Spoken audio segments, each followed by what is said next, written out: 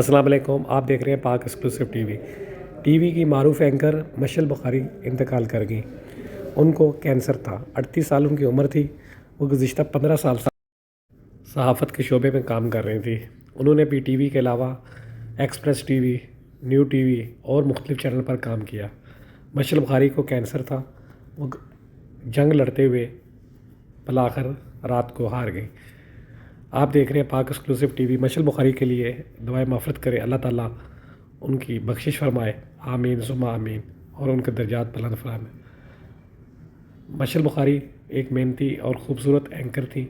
انہوں نے بیماری کے باوجود اپنی جدوجہد جاری رکھی اور کبھی بھی نیوز پڑھتے ہوئے فیلڈ میں یہ محسوس نہیں ہونے دیا کہ وہ اتنی سیریس بیماری کا شکار ہے۔